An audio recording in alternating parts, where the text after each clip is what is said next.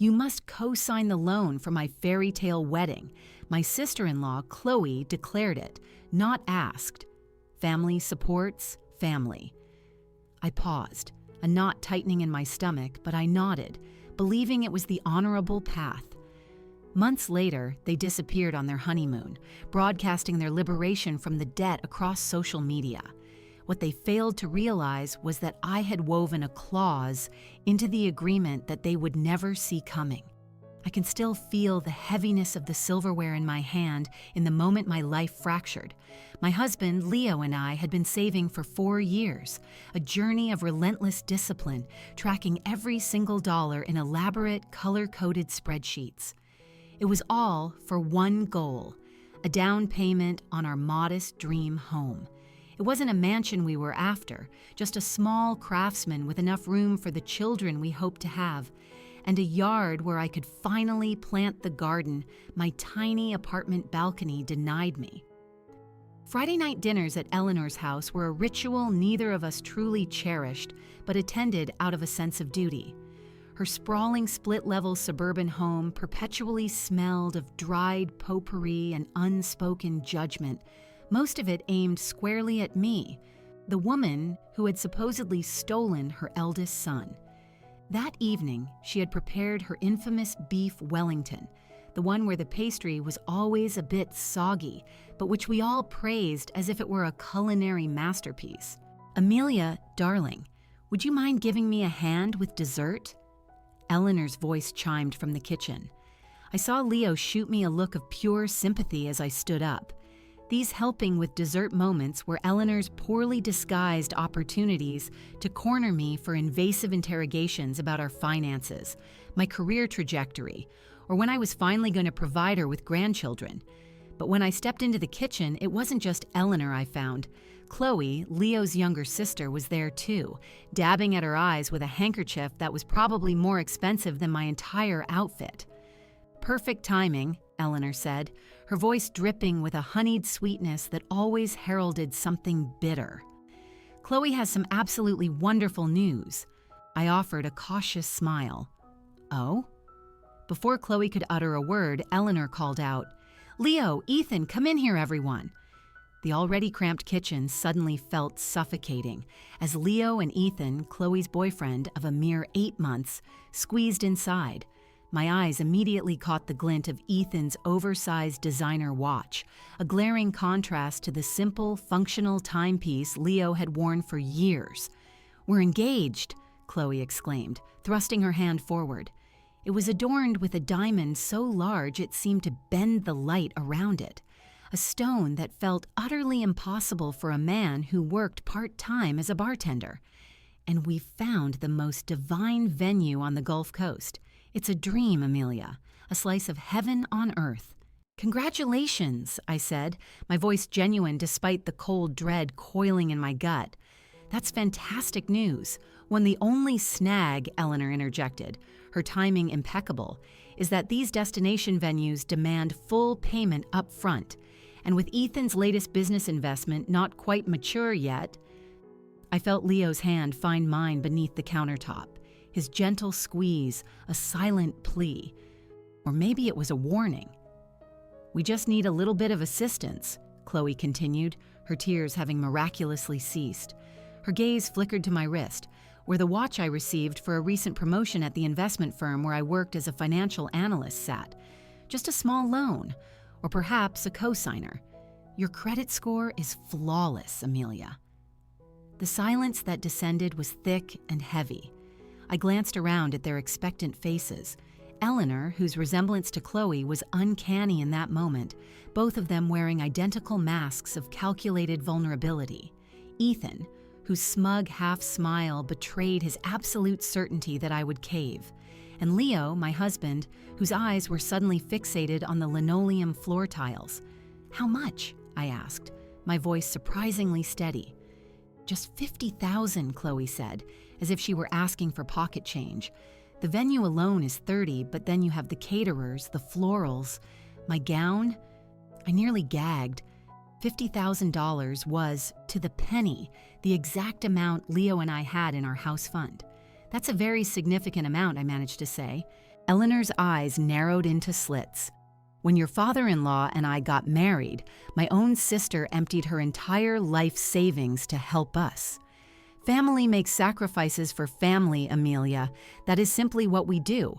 And when Leo and I got married at the city hall with a potluck reception and a dress I bought from a thrift store, did anyone offer to help us? The words tumbled out before I could censor them. The temperature in the kitchen seemed to drop. That was your choice, Eleanor replied stiffly. You always insisted you wanted something simple. Because it was all we could afford, I wanted to scream. Because we were being responsible, saving for a future, planning our lives with care.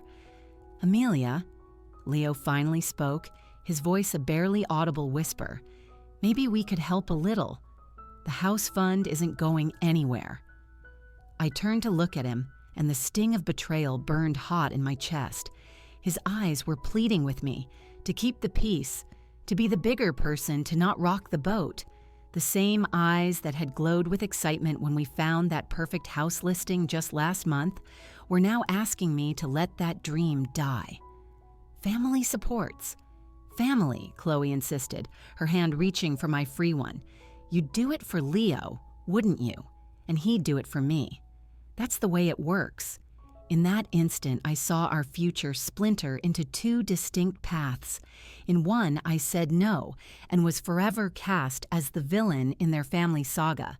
In the other, I said yes and watched our meticulously built dreams turn to dust while Chloe and Ethan sipped champagne on a foreign shore. My throat felt impossibly tight. I'll need to look over the paperwork first. The terms and conditions. Of course, Ethan chimed in, suddenly animated. Just a formality, really. With your credit, we'll secure the best possible rate. I met Eleanor's gaze head on. You know this is our entire house fund. She didn't so much as flinch. Sometimes our duty to our family must outweigh our personal desires, dear. When you have children of your own, you will understand the sacrifices a mother makes. Say yes, Ames, Leo whispered, his voice desperate. We can save it again. Something inside me shifted then. A deep tectonic plate of resentment slid into place, but with it, a strange cold clarity emerged. Yes, I said finally, the word falling from my lips like a stone. I'll co-sign. The kitchen exploded with shrieks and effusive thanks. Chloe threw her arms around me, her cloying, expensive perfume suffocating me. Eleanor gave a nod of regal approval. Ethan slapped Leo on the back as if they had just closed a major business deal, but I wasn't done. On one condition, I added, my voice cutting through their premature celebration like a shard of glass. We do this my way, my paperwork, my terms. Chloe waved a dismissive hand. Whatever you want. All that legal stuff is so tedious anyway. My way, I repeated, making eye contact with each of them in turn. Or not at all. They agreed instantly. Why wouldn't they? They were getting exactly what they wanted. What did my little stipulation matter? None of them noticed the steel that had fortified my voice or the calculating glint that had replaced the hesitation in my eyes. None of them knew that in that single moment, I had already started drafting the clause they would never see coming. The morning after that disastrous dinner, I sent a text to Maya before the first sip of coffee even touched my lips. We'd been roommates through 4 years of college, surviving on caffeine and sheer will through all-nighters and devastating heartbreaks before our careers took us down different roads. I went into finance. She went into law. She was now a paralegal at a top-tier firm, specializing in the intricate dance of contract law. If anyone could help me navigate this minefield, it was Maya. Corner cafe in 20, I texted. Her reply was almost instantaneous. Make it 30. Bring an extra large latte. This sounds serious. The cafe was our old sanctuary, a place where we'd spent countless hours dissecting bad dates and sketching out our grand futures. When I walked in, Maya was already seated at our usual table, her wild, dark hair tamed into a severe bun that screamed she was no longer the carefree girl I once knew. but the formidable professional she had become. "You look like you've been through a ringer," she said as a greeting, taking the latte I slid across the table. "Thanks. I feel like I've been chewed up and spat out." I slumped into the chair, the oppressive weight of last night's decision settling onto my shoulders. For the next 15 minutes, I unleashed everything. Chloe's crocodile tears, Ethan's smug entitlement, Eleanor's masterful manipulation, and Leo's gut-wrenching betrayal. With every detail I recounted, Maya's expression grew darker. "So let me get this straight," she said after I finally ran out of steam. "They are guilting you into co-signing a loan for $50,000, your entire house fund, for a ridiculously lavish wedding, and your husband is on board with this." I stared into the murky depths of my now cold coffee. He doesn't want to make waves. Family harmony is his holy grail. And what's the plan for when they default? Because Amelia, they absolutely will. Maya's brutal honesty was exactly why I'd called her. She never bothered with sugarcoating. Then our credit is obliterated, our savings are gone, and our future is basically a smoking crater. My voice cracked on the last word, but I was up all night thinking, what if there's a way to protect ourselves? Maya raised a single curious eyebrow. "I'm listening." I told them I'd do it, but only on my terms. With my own paperwork. I leaned in, my voice dropping to a conspiratorial whisper. "What if we draft something? Something that looks standard but isn't. A document that gives me some real leverage if they decide to skip out on the loan." A slow, dangerous smile spread across Maya's face. "You want a safety net?" "More like a trapdoor," I admitted. "Something they would never even think to look for until it's far too late." For the next 2 hours, we were a whirlwind of focused energy, hunched over our laptops in that quiet corner of the cafe. Maya was in her element, pulling up legal templates, citing precedents, and navigating statutory guidelines. We meticulously crafted a document that looked, on the surface, like any other standard co-signing agreement. But buried deep in the middle of page 4, we inserted a brilliantly worded clause. "This is diabolical," Maya murmured, a note of admiration in her voice as she read over our creation. "It's essentially a collateral agreement disguised as a standard power of attorney clause. If they default, you gain legal rights to any inheritance, property, or significant assets they might acquire until the full debt is settled. Is it airtight? Is it legal?" I asked, my own eyes scanning the text for any potential weakness. 100%. It's the kind of thing banks do every day, just almost never between family members. She looked up from her screen, her expression suddenly serious. "Amelia, this is legal, but it's ruthless. Are you absolutely sure this is the path you want to go down with your own family?" I thought of our savings account, now a ghost of its former self. I thought of the house listing we'd have to let go. I thought of 4 years of careful planning, all evaporating for Chloe's one perfect day. "They made their choice," I said, my voice quiet but firm. "Now I'm making mine." The next week, I assembled what I dramatically termed the wedding paperwork portfolio for Chloe and Ethan. I printed everything, venue contracts, catering invoices, floral orders, and nestled our special document right in the middle.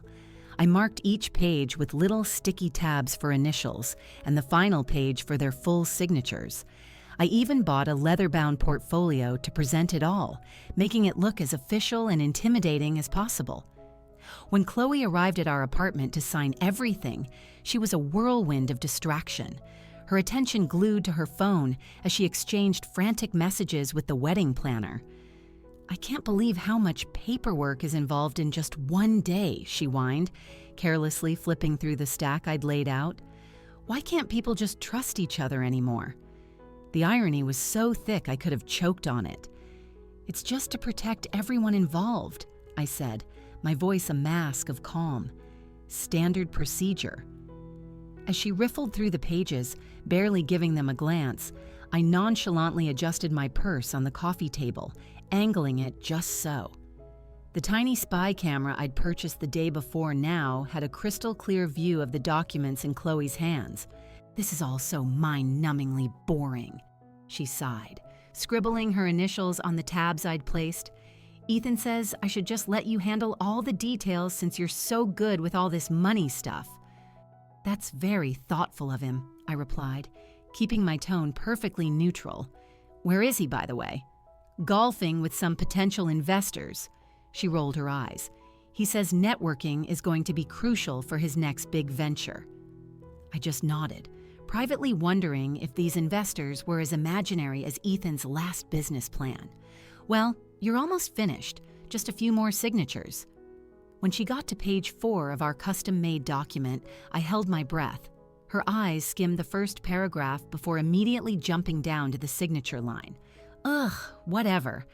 Just tell me where to sign, she sighed, tapping a perfectly manicured nail on the table. I trust you. We're family, right? Right, I agreed, pointing to the signature line. Family supports family. She scrawled her signature without a second thought, then added Ethan's as his authorized representative. Another little detail I had carefully researched and planned for. The camera in my purse silently recorded everything. Her casual dismissal of the documents, her voluntary signatures, her verbal acknowledgement of trust. As I gathered the signed papers, a strange sense of calm washed over me. The anger had receded, replaced by a steely resolve. This wasn't about revenge, it was about survival. It was insurance against the storm I knew was gathering on the horizon. All done, I announced, sliding the portfolio into a fresh folder. I'll get these filed first thing in the morning. You're the best, Chloe said, already on her feet and heading for the door. I seriously don't know what we would do without you. As I watched her walk to her car, her designer purse swinging from her arm without a care in the world, I whispered a reply she couldn't hear. Oh, one day, you're gonna find out. That evening, I made multiple copies of everything. The originals went into our safe deposit box. I backed up the video footage to 3 separate secure cloud servers. Then, I sent Maya an email confirming that the trap had been successfully laid. Her response was simple and ominous. Let's hope you never have to use it. But even then, as I watched Leo sleeping peacefully beside me, completely unaware of the extreme measures I had taken to protect us, I knew better. It wasn't a matter of if, but when. The wedding invitation arrived 6 weeks after Chloe had signed my documents. It was a thick, cream-colored envelope with embossed gold lettering that probably cost more than our monthly food budget. Inside, a detailed weekend itinerary read like a brochure for a luxury resort. Sunset welcome cocktails, a beachfront ceremony, a 5-course reception dinner, and a farewell brunch. The RSVP card even asked guests to select between filet mignon and locally caught sea bass for their main course. This is just obscene, I muttered, handing the invitation to Leo as we sat at our small kitchen table. He skimmed it, then shrugged. It's her big day, Amelia. Let her have it. It's our big savings account. Let us have that, I countered, but the argument was pointless. The loan was approved, the funds had been dispersed, and our names were tied to the debt. The trap was set, even if Leo remained oblivious to its existence. I had to admit, Florida in May was breathtakingly beautiful. The resort sprawled across a stretch of pristine white sand, with palm trees swaying gently in the ocean breeze. The ceremony site alone was a spectacle, featuring an elaborate archway of exotic flowers that must have cost a small fortune. Crystal chandeliers were somehow suspended from bamboo poles lining the aisle. Everything seemed to sparkle. The turquoise ocean, the glittering decorations, and Chloe's gown, which boasted a cathedral-length train so immense it required 3 bridesmaids to manage. Our entire wedding cost less than her dress, I whispered to Leo as we found our seats. I know, he whispered back, his hand finding mine. But look how happy this is making everyone. I bit my tongue, watching Eleanor dabbing at her eyes with a monogrammed handkerchief in the front row. Everyone but us. The ceremony itself was brief, but ostentatiously elaborate, complete with professional violinists, handwritten vows, and a flock of doves released at the final kiss.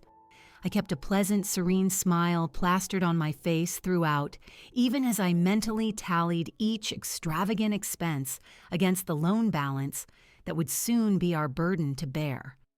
At the reception, held in a magnificent glass-walled pavilion with panoramic ocean views, Ethan tapped his crystal champagne flute to get everyone's attention. He looked tanned and smugly confident in his crisp white linen suit, every inch the self-made entrepreneur he so desperately pretended to be.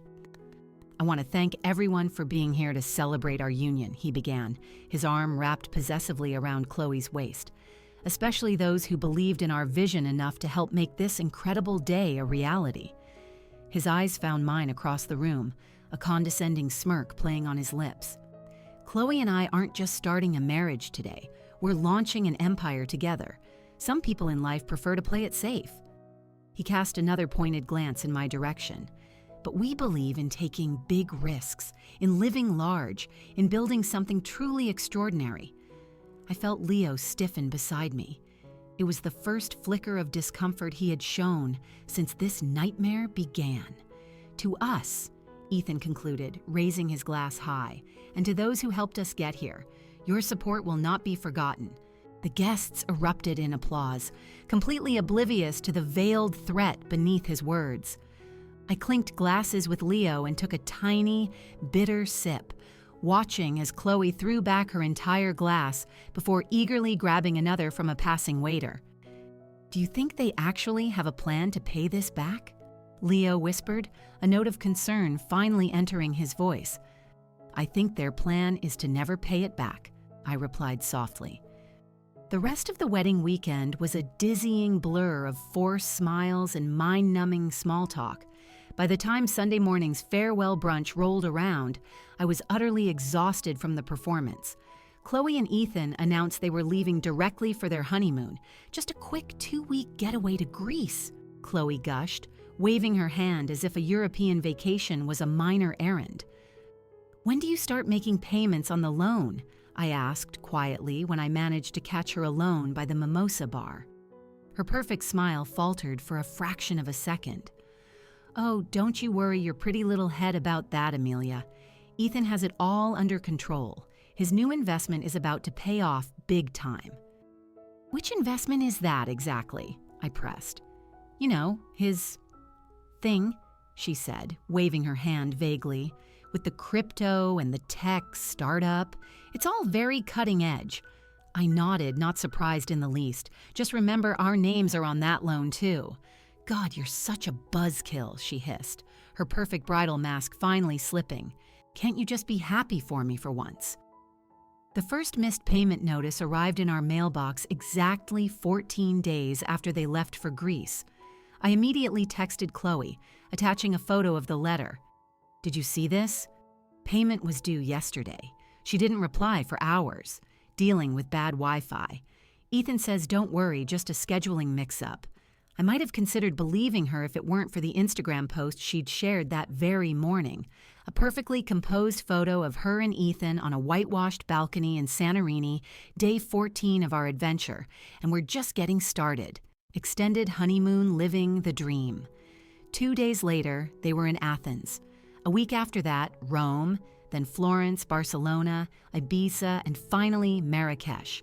Each new destination was showcased with increasingly lavish accommodations and experiences, private yacht tours, helicopter rides, meals at Michelin-starred restaurants. Their quick Greek getaway had morphed into a grand tour of Europe and North Africa. Meanwhile, the second and third payment notices piled up on our kitchen counter. Leo kept making excuses for them, even as our own credit score began to nosedive. "They're just being young and reckless," he insisted. "They'll sort it out when they get back." "If they come back," I muttered, scrolling through another of Chloe's ostentatious posts. This one featured them riding camels at sunset in the Moroccan desert. Leo looked over my shoulder, his brow finally furrowing in concern. "That's a bit much, isn't it? I mean, they know we're covering their payments right now, don't they?" I didn't answer. my eyes frozen on the caption beneath Chloe's latest photo, a picture of 2 elaborate cocktails against a Moroccan sunset, garnished with exotic fruits and flowers. Some people pay bills, some people live. Sorry, debt-free. Something inside me, a part of me that had been cracking and splintering for months, finally shattered. I wordlessly handed my phone to Leo, watching his expression morph from confusion to disbelief to raw anger as he read his sister's words. "She can't mean that," he started. "Oh, she absolutely means it," I cut him off. "They have no intention of paying this back. They never did." I stood up, suddenly filled with a cold, clarifying rage. They think they've gotten away with it. They think we're just the suckers left holding the bag while they jet set across the globe. "What do we do?" Leo asked, his voice low. And for the first time since this whole ordeal began, he looked at me, ready to follow my lead. I walked over to our filing cabinet and pulled out the folder I had labeled Wedding Documentation. Remember when I said I'd help, but we'd do it my way? I opened the folder, revealing the contract and a small USB drive containing the video of Chloe signing it. It's time you saw exactly what my way entails. Leo stared at the contract, his eyes widening in disbelief as he read the clause I had so carefully hidden in plain sight. "You did this without telling me?" His voice was a strange cocktail of shock and something else I couldn't quite decipher. A collateral agreement disguised as standard co-signing paperwork. "I had to protect us," I replied, offering no apology. I knew from the very beginning they would try to stick us with the bill. He ran a hand through his hair, a nervous gesture he always made when he was overwhelmed. "And the video? You recorded her signing this?" I nodded, tapping the USB drive. Maya said we needed irrefutable evidence that she signed it voluntarily, that she wasn't coerced or tricked. "But she was tricked, Amelia," Leo said quietly. "You didn't explain what she was signing, and I didn't hide it either. She chose not to read it." I met his gaze, my own unwavering, just like they chose to abandon their responsibilities and leave us holding their $50,000 bag. Leo paced the length of our small living room, the gears turning in his head. The 4th missed payment notice lay open on our coffee table, its red, urgent stamp like a fresh wound. "What exactly does this clause empower you to do?" he finally asked. "If they default on the loan, I have the legal right to any inheritance, property, or significant assets they acquire until the debt is repaid in full. It's essentially a lien against their future," I explained, echoing Maya's words. "It's the same protection a bank would have, just rarely used between family. So what happens now? We just keep making their payments?"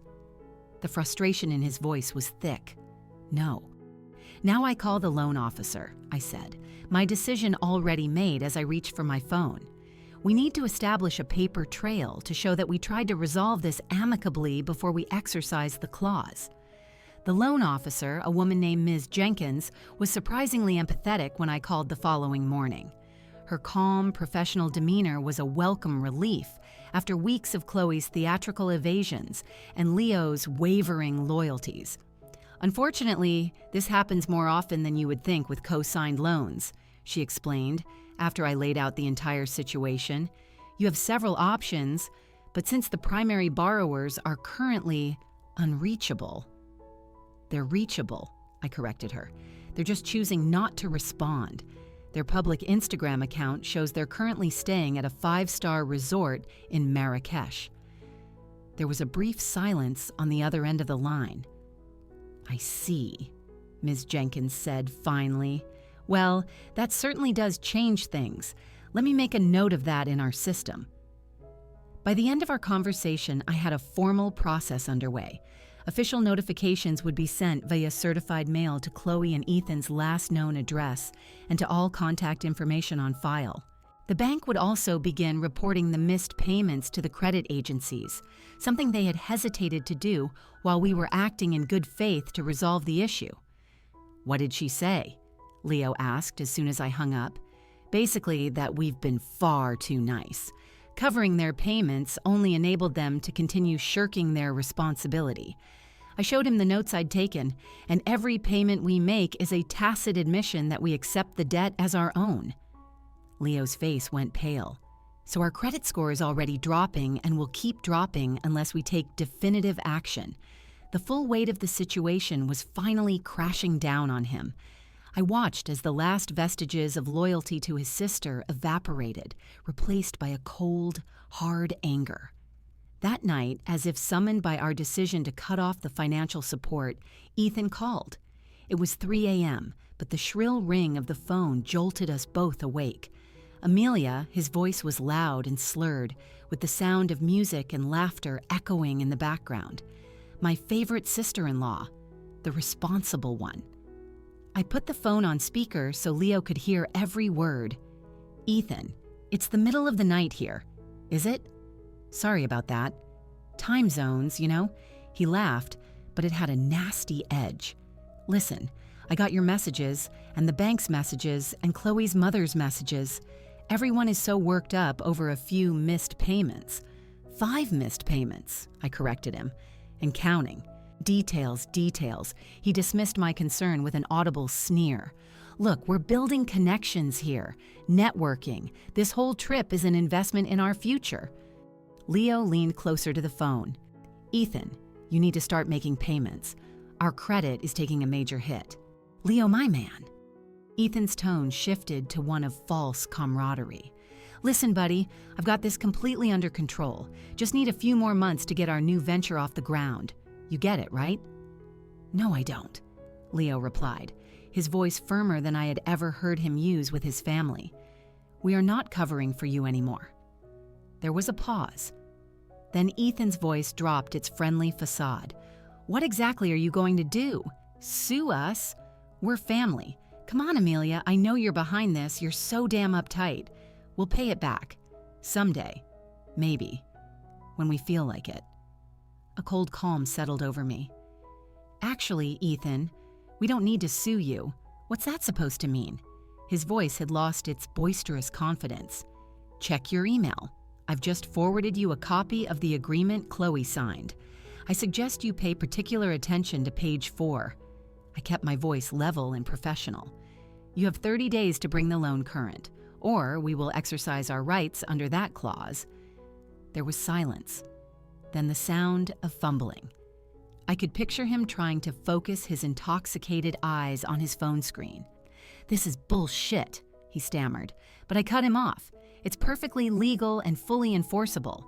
I glanced at Leo, who gave a firm nod of support. 30 days, Ethan, not 1 day more." I ended the call before he could sputter a response. The silence that filled our bedroom felt momentous, as if we had just crossed a point of no return. "He'll call Chloe," Leo said quietly, "and she'll call her mother." "Almost certainly," I agreed. "Are you ready for that?" He took my hand, his grip strong and sure. I should have been ready months ago. "I'm sorry, I wasn't." The fallout was immediate and intense. Eleanor called at breakfast, her voice tight with rage, as she demanded to know what kind of stunt we were pulling. Chloe unleashed a barrage of increasingly hysterical text messages, which culminated in a tearful video call where she swung wildly between threats and pleas. "You can't do this to us, we're family," she wailed, her perfect makeup streaked with tears. In the background, I could see the opulent interior of what looked like a Moroccan riad. "Family doesn't bankrupt family," Leo replied simply, his newfound resolve unshakable. The dynamic between us had fundamentally shifted. Each day that passed, each new confrontation we faced together, reforged a bond between us that had been fractured by the initial betrayal. Leo stood firmly by my side, a united front against the emotional manipulation that had controlled his life for so long. And when the 30 days passed without a single payment, without so much as a concrete plan or a genuine apology, I knew it was time. The clause would lie dormant for now, a sleeping dragon waiting for the right moment to awaken. "What if they never get any assets worth claiming?" Leo asked one night. The weight of it all still heavy in the air between us, I turned to him, seeing the profound growth of the past few difficult months reflected in his eyes. "Then we've lost the money," I said, "but we've gained something far more valuable." "What's that?" "The knowledge that we can survive anything as long as we're together." I squeezed his hand. "And our freedom from your family's manipulation." He nodded slowly, but I could see a question still lingering in his eyes. "You planned all this from the very beginning, didn't you? You knew exactly how this would play out." "Not exactly," I admitted, "but I knew enough to protect us, to have a contingency plan. Remind me to never get on your bad side," he said, but for the first time, there was a hint of admiration in his voice, reluctant but real. Little did either of us know just how soon our contingency plan would be put to the ultimate test. 3 months passed. We heard nothing from Chloe and Ethan, aside from occasional social media posts that documented their gradually deflating world tour. Morocco gave way to Spain, then France, and finally back to Greece, where their grand charade had begun. Leo and I had adapted to a new normal, making the minimum payments on the wedding loan while we both worked extra hours to rebuild our ravaged savings. The strain was immense, but we had discovered a strange new strength in weathering the storm as a team. Then came the phone call that changed everything. The harsh ring of Leo's phone shattered the darkness at 3:17 a.m. I was instantly awake, my body flooded with that primal dread that only a middle-of-the-night call can bring. "Hello?" Leo's voice was thick with sleep, then sharpened with alarm. "What? Which hospital?" I sat bolt upright, fumbling for the lamp. Leo's face was a ghostly white in the sudden glow. "We'll be there as soon as we can," he said, ending the call and turning to me, his eyes wide with shock. "It's Mom. She had a heart attack. They don't know if she's going to make it." We dressed in a stunned silence, moving through our dark apartment like automatons, grabbing essentials. We were in the car within 10 minutes. The hospital was an hour away near Eleanor's home. As Leo drove, his knuckles white on the steering wheel, I made the calls to his younger brother, Daniel, in Denver, to Eleanor's sister in Florida. At this hour, no one answered. "Has anyone reached Chloe?" I asked softly. Leo shook his head. "Left a voicemail. She hasn't responded to any of our messages in weeks." The hospital was a sterile labyrinth of fluorescent lights and the smell of antiseptic. We found Eleanor's room in the cardiac ICU, a place where machines beeped out steady in different rhythms and a web of tubes connected her still form to the world of the living. A doctor met us outside, her expression somber. "The next few hours are critical," she explained. "The heart attack was massive. We've stabilized her for now, but there was significant damage." Leo just nodded, his gaze fixed on his mother's face through the glass window. Despite our fraught relationship, my heart ached for him. For all of Eleanor's faults, she was still his mother. "Can I sit with her?" he asked, his voice hollow. The doctor nodded. "One visitor at a time. And talk to her. Hearing is often the last sense to go." I squeezed his hand. "I'll be right out here." Hours bled into one another in the artificial timelessness of the hospital waiting room. I drifted in and out of a fitful sleep in a stiff vinyl chair, waking periodically to check on Leo, who remained a motionless sentinel at his mother's bedside. Daniel arrived around noon, his eyes red from an early flight. Eleanor's sister Janet arrived that evening. Chloe never answered a single call. Shortly after midnight, alarms shrieked from Eleanor's room. Nurses rushed in, ushering us into the waiting area. 20 minutes later, the doctor emerged, pulling off her surgical mask with an air of defeat. "I'm so sorry," she said softly. "We did everything we could." The following days were a surreal haze of funeral arrangements, phone calls, and a grief that felt both profound and complicated. Leo moved through it all with a quiet, stoic dignity, taking charge where his siblings couldn't or wouldn't. Daniel had to fly back to Denver for work, but promised to return for the funeral. And Chloe Chloe finally responded 3 days after her mother's death with a single text message. "Booking flights now. So sorry, had bad reception where we were. The funeral was on a Thursday, on a day that was unseasonably cold for early autumn. The small church was filled with Eleanor's friends, neighbors, and extended family. Leo and I stood in the receiving line, accepting condolences from people I barely recognized, but who all seemed to know everything about me from Eleanor's stories. Most of them unflattering, judging by their surprised expressions when they finally met me. 'You're nothing like she described,' one elderly woman whispered, patting my arm. 'Much warmer.' I managed a sad smile, wondering just what Eleanor had been saying about me all these years. 15 minutes after the service had already started, Chloe and Ethan arrived, slipping quietly into a back pew. Even in mourning, Chloe looked impossibly glamorous in a designer black dress, her deep tan a stark contrast to everyone else's pale, seasonal complexions. They deliberately avoided my gaze across Eleanor's flower-draped casket and kept to themselves during the reception that followed. The real confrontation came 3 days later at the reading of the will. Eleanor's attorney, a Mr. Harrison, had invited the family to his wood-paneled office downtown. Leo and I arrived first, followed by Daniel. Finally, Chloe and Ethan strolled in, exuding a practiced nonchalance that failed to hide their underlying anxiety about money. "Thank you all for coming," Mr. Harrison began, adjusting his spectacles. "Mrs. Eleanor Vance's last will and testament is relatively straightforward. After settling all outstanding debts and funeral expenses, her estate primarily consists of her home, valued at approximately $320,000, and various investment accounts totaling $95,000. He cleared his throat and turned the page. "These assets are to be divided equally among her 3 children, Leo Vance, Daniel Vance, and Chloe Vance Reynolds." Chloe visibly relaxed, shooting a look of pure triumph in my direction.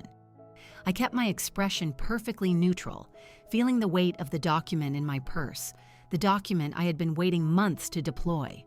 "Each of you will receive approximately $138,000, pending the final appraisal and sale of the house," Mr. Harrison continued.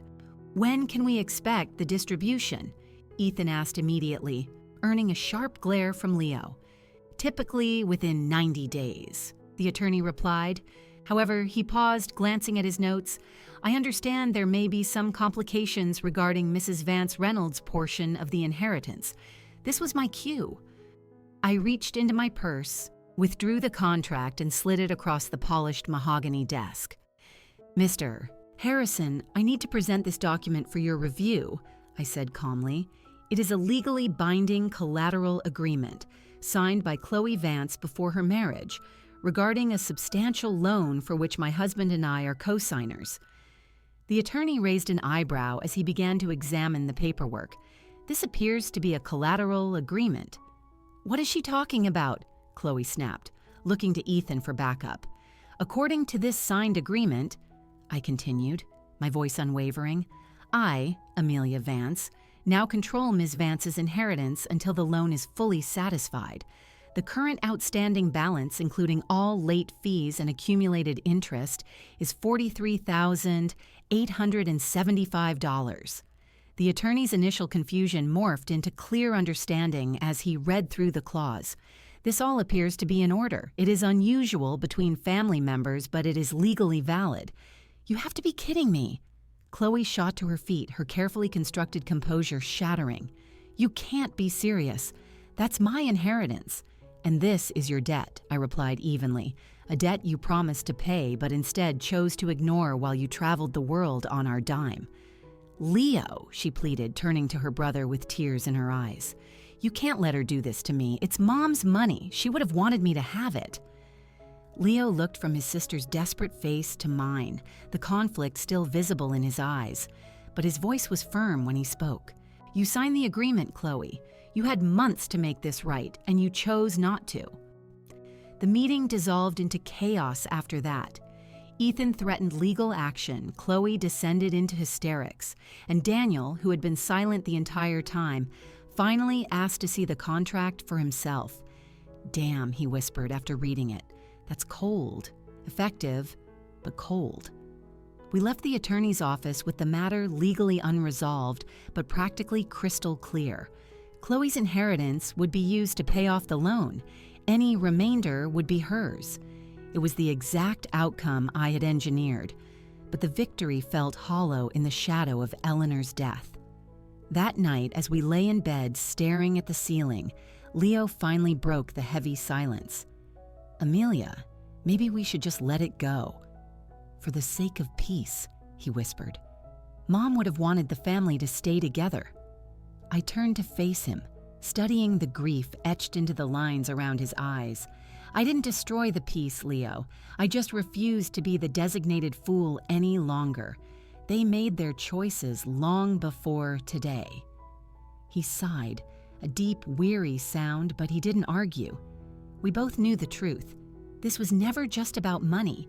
It was about consequences, about accountability, and about the painful lesson that family loyalty is a two-way street. The morning after our conversation, I woke to an email from Ethan's newly hired attorney. The subject line read, "Cease and desist, fraudulent contract." The body contained a poorly veiled threat to sue me for predatory lending and intentional deception.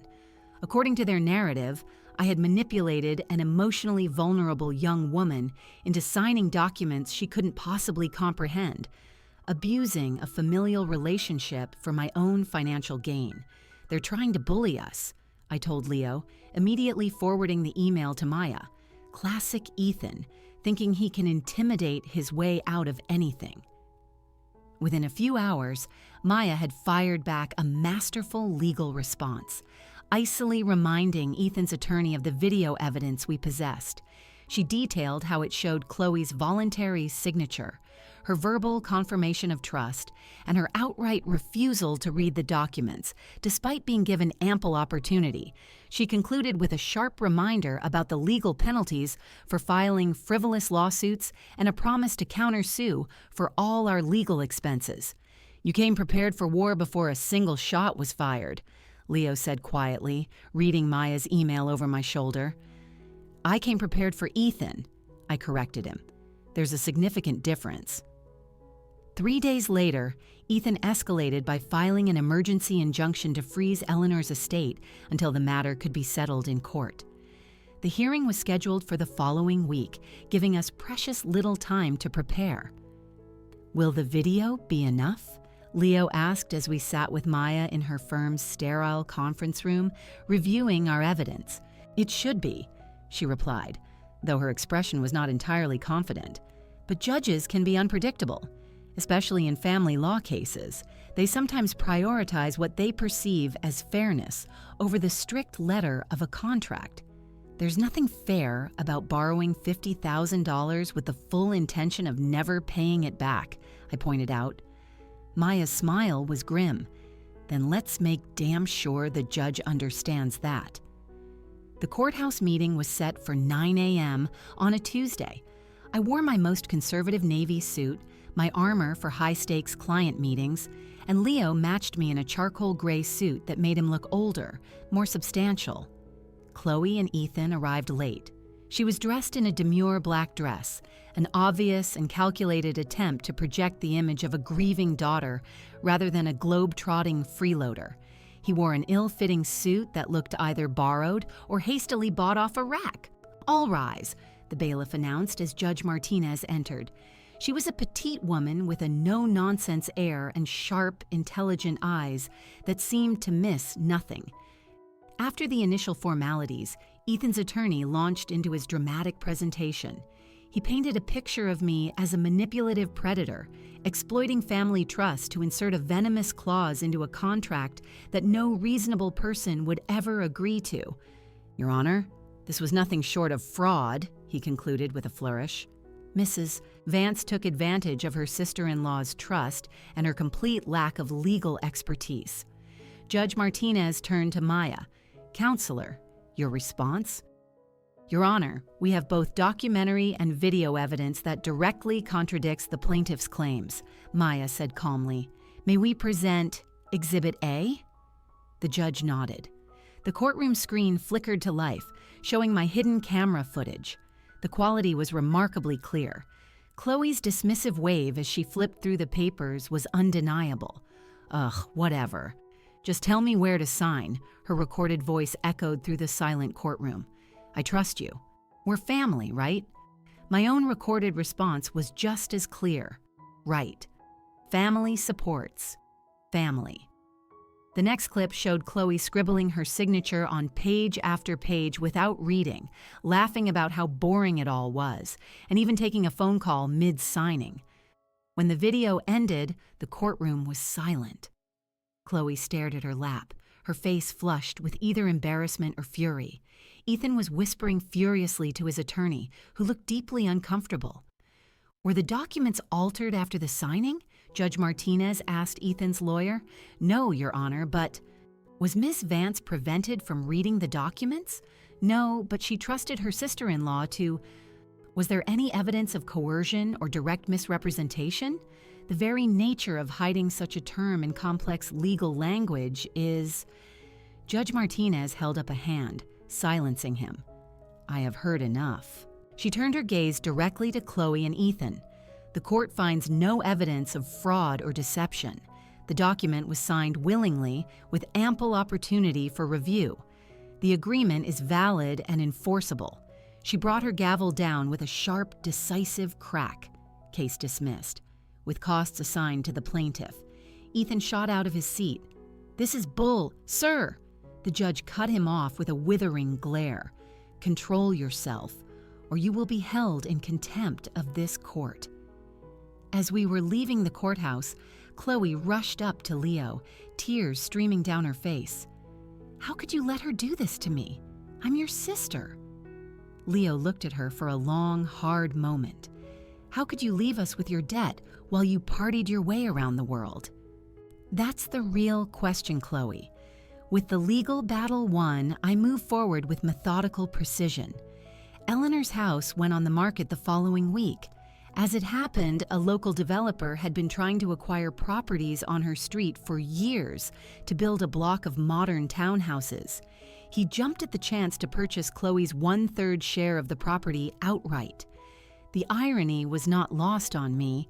Eleanor had always complained about those eyesore modern monstrosities encroaching on her quiet, traditional neighborhood. Once the sale was complete, I paid off the wedding loan in full. The remaining balance from Chloe's share, roughly $95,000, was combined with Leo's portion of the inheritance. We decided to keep the house rather than sell it completely.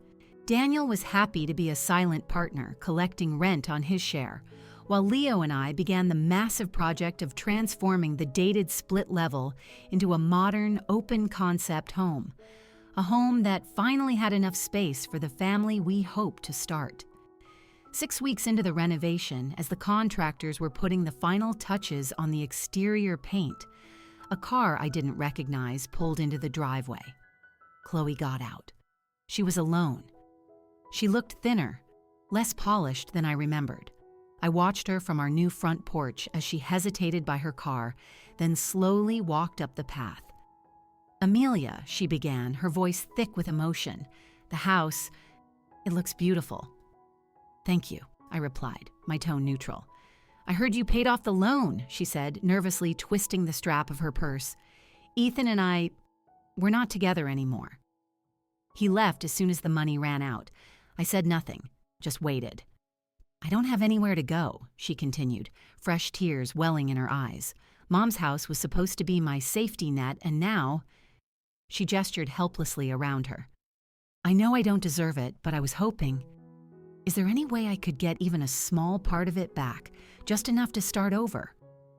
I studied her face, searching for the familiar flicker of manipulation I had grown so accustomed to seeing, but for the first time, all I found was raw desperation and something that might have been genuine regret. For a fleeting moment, I actually considered it.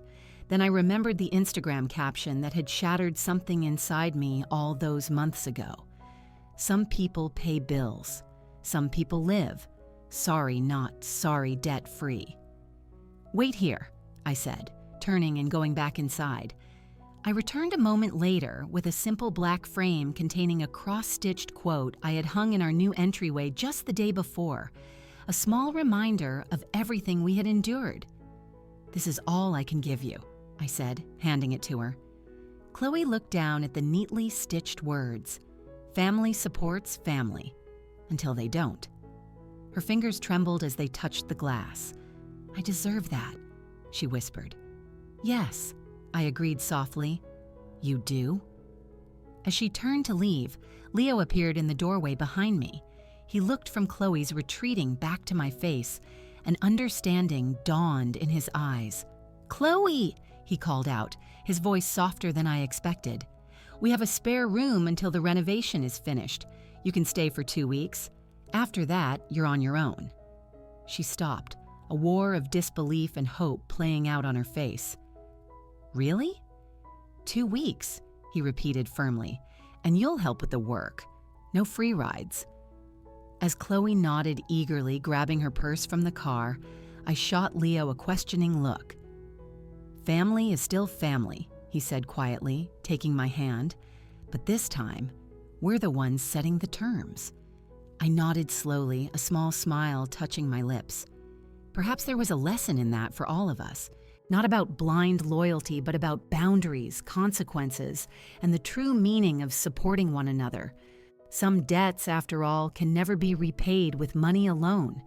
If this story of sweet, calculated revenge had you on the edge of your seat, do me a favor and hit that like button right now. My favorite part was when Amelia revealed her hidden clause at the attorney's office, and the look on Chloe's face when she realized her inheritance was going straight to paying for her abandoned wedding debt. Absolutely priceless. What was your favorite moment from Amelia's journey? Drop it in the comments below, and don't forget to subscribe and hit that notification bell so you never miss another story about family betrayal, clever contracts, and sweet, sweet justice. End of story.